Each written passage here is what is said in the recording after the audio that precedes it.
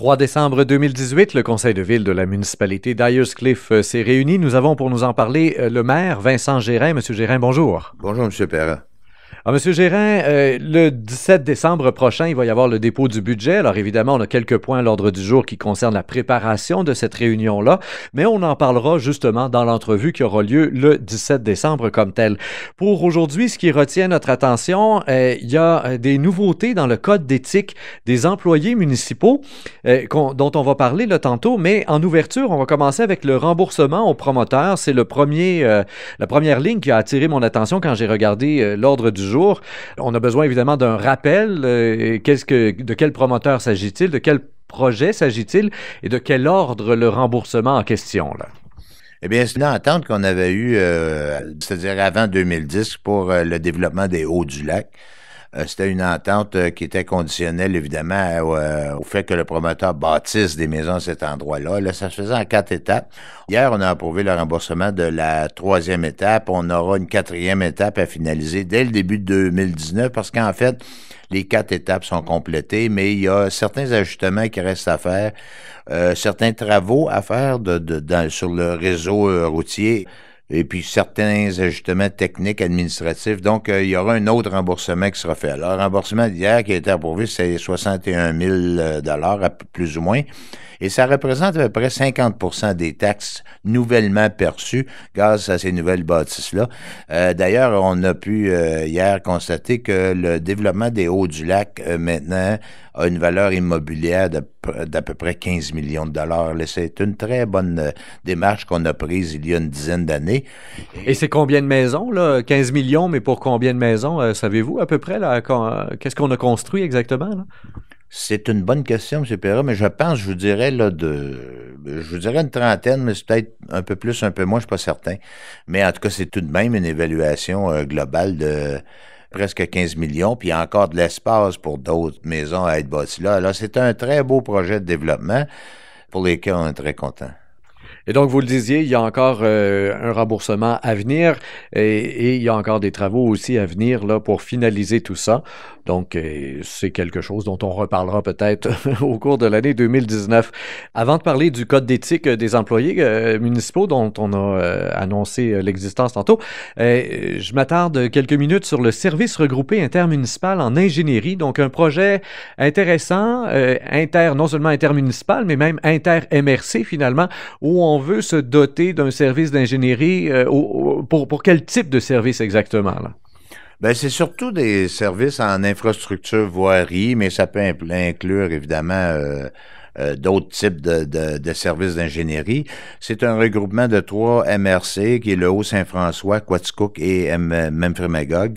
Et puis, on a décidé d'avoir une ressource en ingénierie commune, et puis les municipalités de chacune de ces MRC-là y adhèrent si elles le veulent. Et nous, on a décidé d'y adhérer. Et c'est pas, it's not necessarily a big money save, but it's more expertise that we get, all together, especially to get some grants, to study the grants, to submit some plans according to those grants.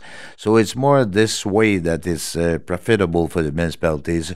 Money-wise also a little bit, but not much more than the expertise that we get with this.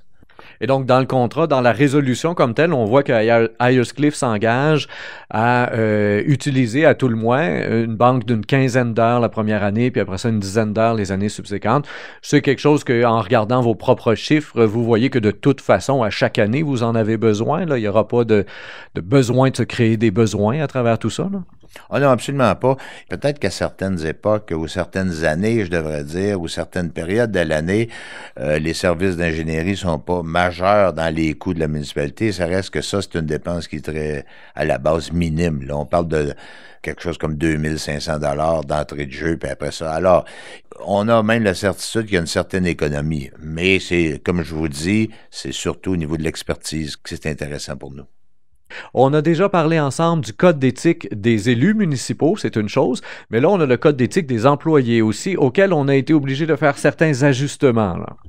This was in the bylaw for elected people, councillors, mayor, but it wasn't, our bylaw wasn't upgraded according to the new laws for the employees. So when the employees, when they leave the municipality, not all the employees, but let's say the general manager or the adjoint, they have to be careful of the employees they choose to work for if those employers were in contact with the municipality then.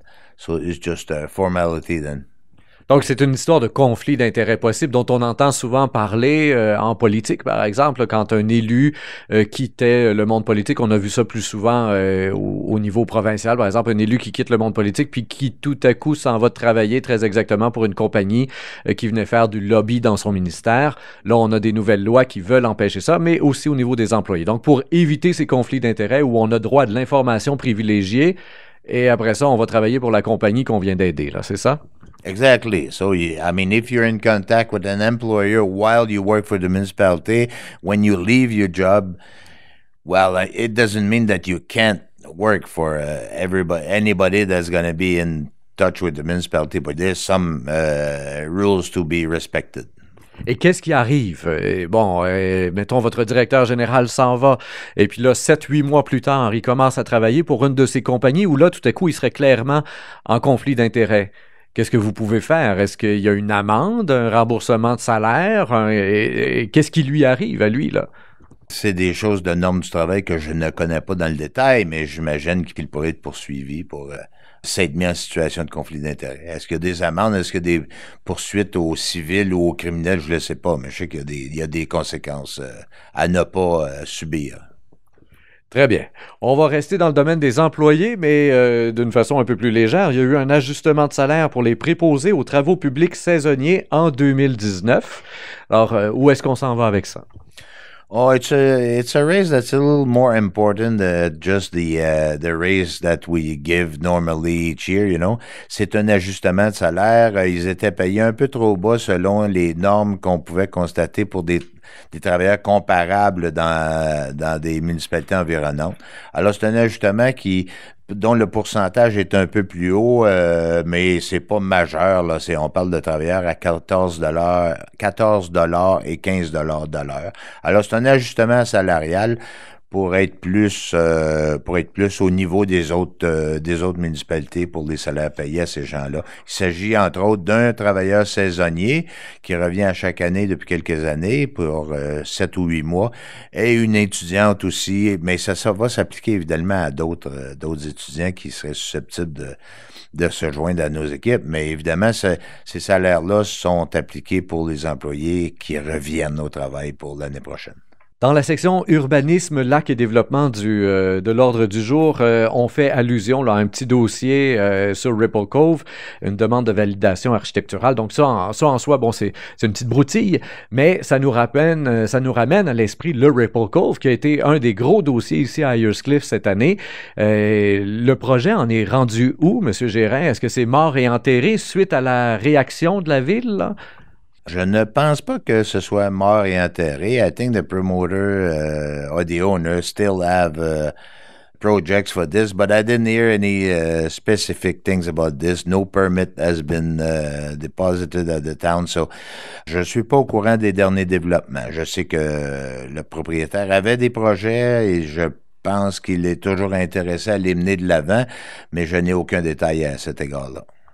Monsieur Gérin, merci bien pour cette entrevue. Alors, on se retrouve le 17 décembre prochain. Je serai moi-même sur place pour le dépôt et la présentation, en fait, du budget 2019. Quant à vous, chers auditeurs, eh bien, je vous invite à faire circuler cette entrevue sur Facebook, Twitter et autres réseaux sociaux. Au microphone, Rémi Perra.